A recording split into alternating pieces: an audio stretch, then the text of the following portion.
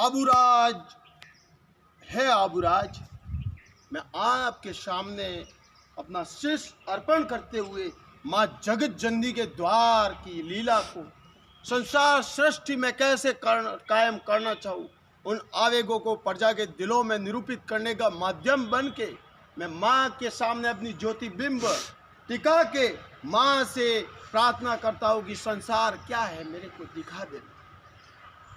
इस आबू की गाथा गाने के लिए मैं यहाँ न्यौछावर हो गया हूँ, तो अब माँ का अवतरण हो ही गया है। ये आबू तेरी महिमा देखने लोग आवे देश परदेश थी, जब आवे तो अंदर थारी हरियाली में मद मस्त हो जावेला। इतनी सुंदर सुंदर महक आवे सोने सी और चंदनी महक में अंदर घुल मिल जावे। कहने वालों ने कहावत बोली है कि इतनी आबू पे घनघोर घटाए चा जाती है, पहलो बरसू मालवो दूजो बरसू मेवाड़, मत कर आबू ओरता बरसू बारंबार। इस कहावत को चरितार्थ करते हुए जब आबू पे वो बरसात की घड़ी चा जाती है, तब कहते हैं बरसात रुकने का नाम नहीं लेती है। जब 4 महीने तक मैं स्वयं आतुर हो जाता उस सूर्य की लालिमा देखने के लिए, कहते हैं कि हर जगह बादल ही बादल, पूरी आबू बादल के अंदर लिपट जाता है।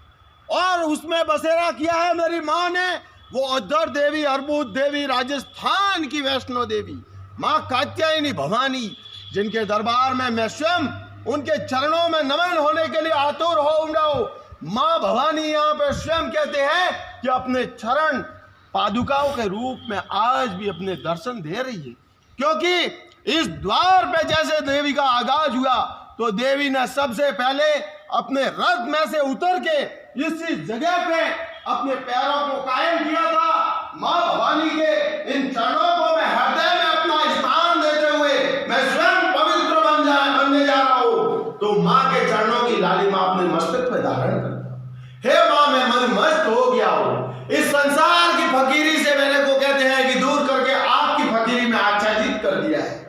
माँ ममता है, माँ तू करुणा का सागर है। तूने सोचा कि भगत आया है तो मेरे द्वार में आएगा, परंतु कहते हैं कि माँ तूने इतनी लालिमा अर्पित कर दी कि बेटा तू वापस इस रास्ते मत जा, उस रास्ते से ही आ जा। मैं यहाँ पे भी बैठी हूँ, मेरा दर्शन यहाँ पे भी तेरे को करना है। तूने मेरे को बुलाया, मैं आ गया माँ। तू परमार वंश को कहते हैं कि सूर्य की लालिमा प्रदान करती है। परमार वंश आबू पे कहते हैं कि गुरु वशिष्ठ के द्वारा दिया गया वंश, चालुक्य चौहान परमार प्रत्यार, जिसमें आदिपाल नाम के राजा ने परचम लहराया है, उन परमारों की लीला यहाँ से गाथाएं जुड़ी हुई है। और ऐसे भगत सूरमा हुए जो रसिया बालम गुजरात पाटन से आके इन आबू की वादियों में ऐसी अलग जगह लेते हैं। रोम रोम में माँ चामुंडा का कहते हैं अवतरण छा जाता है। इसीलिए उसी रसिया बालम ने माँ की दिल से लगन से अंदर छवि निरूपित की, हर राम हर काम में माँ का नाम। माँ प्रकट हो गई, बेटा अब मैं स्वयं तेरे को पुत्र मान बैठी हूँ। अब मैंने तो कहते हैं कि पुत्र मान लिया है, तो पुत्र को अब तो कर्म करना होगा। उस कर्मों की देन माँ का और पुत्र का रिलेशनशिप स्थापित होने के बाद में पुत्रों के बोला कि अब तू साधु है नहीं, साधु पहले था, अब तो तू हो गया है मेरा पुत्र। अब पुत्र इस संसार में मेरे नाम की अलग जगह, क्योंकि एक पुत्र ही माँ पिता की पहचान बनता है। तो माँ भवानी की जगत लीला ऐसी संसार सृष्टि में छा जाती है कि पुत्र पे माँ ममता बन के करुणा का सागर बन के उमड़ पड़ी। उसी करुणा के सागर में इसी रसिया बालम नाम के व्यक्ति ने, जो रसिया बालम भगवान शिव का अवतार और उस राज्यारोहण में माता पार्वती के रूप को सजे हुई सिद्धेश्वरी देवी, जो इन आबू की वादियों में अलग जगह थे, उन्होंने देलवाड़ा जैसी भव्यता से परिपूर्ण नगरिया अपने हाथों से आच्छादित कर दी। प्रभु जब ईश्वर ऊपर से देखने लगा, उन्हें आगाज हो गया कि मैं स्वयं कहते हैं कि स्वर्ग में रहता हूँ, मेरे को वो अनुभूति नहीं होती है, परंतु परमात्मा आपने कहते हैं रसिया बालम तूने तो मेरे को स्वयं धरती पे आगाज करके बुलवा दिया। ऐसी सर्वणीय नगरी कि पूरे विश्व में ऐसी नगरियों के रूप में अपन मंदिरों की झलक पाना चाहे तो अपन को कहीं मिल नहीं पावे। हे रसिया बालम, क्या तेरा गुणगान करूं, बोलूं जितना कम है, रोम रोम में समाहित है। कहते हैं कि जहां मेरी झलक जाती है तेरे नाम की जाती है। रसिया बालम, तू हर जगह व्याप्त है। तूने चाहा कि जीवन में अभी कलयुग आने वाला है, तू पत्थरों में अपना रूप परिवर्तित कर लेता है, इसलिए तूने बोला कि एक समय में मैं आऊंगा। कहते हैं उसी के रूप में आगाज कर रहा हूं मैं।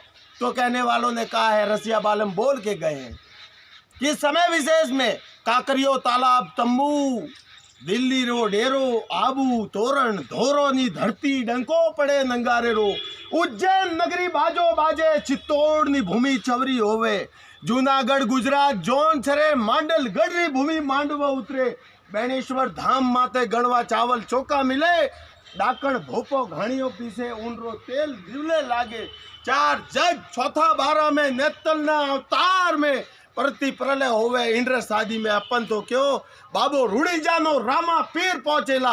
हे प्रभु तमे तो 3 दिन बोलने गया, 3 युग खत्म हो गया, आपनो दर्शन कटे।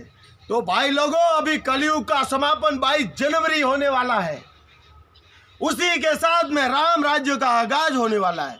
परमात्मा आने में कुछ ही देरी है और रसिया बालम भी अपना रूप अब निखार रहा है कि मैं भी अब डंके की चोट के साथ में इस भारत भूमि पे और पूरे विश्व में मैं अपना डंका बजाऊंगा। तो रसिया बालम भी आ रहे हैं। कलयुग का समापन के साथ में सतयुग का आरंभ।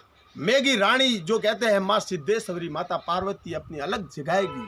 जय हो प्रभु, जय हो प्रभु, क्या गुणगान करूं, गुणगान करतो हूँ इतनो थोड़ो है। सब मानस पूछी रिया आवाज किन रही है, लागे सिरोई महाराज अधिराज एम के रघुवीर सिंह जी, इन री खुशबू महक मारो दिलरो मन हर जावे है। लोग पूछी रिया आवाज किन रही है, सिरोई अधिराज एम के रघुवीर सिंह जी, जिन रे छातीरा बाल खड़ा वो सिरोई रो सरदार है, जिन री चाल तिया धरती पवित्र हो जाव से वो सिरोई कुल नो राजा रजवाड़ा एम के रघुवीर सिंह से।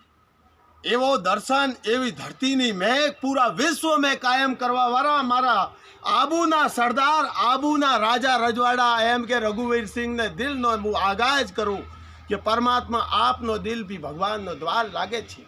एनी रे साथे मु मारी वाणी ने मां अर्बुदा देवी ने चरणों में नमन करतो हुओ, मां ने सदा मारू मस्तक माथे पैर धरे ने आशीर्वाद लेऊ छू। जय माँ जगत जननी आधार देवी अर्बुद देवी राजस्थान की वैष्णो देवी माँ जगत जननी, मेरे अंदर समाहित हो जा, मेरे रोम रोम में समाहित हो जा, जहाँ जाऊँ आपके नाम का गुणगान करूँ। इसी के साथ में मैं अपनी बुलंदियों की आवाज को माँ के चरणों में अर्पित करता हूँ। जय जय श्री राम, जय अर्बुद देवी।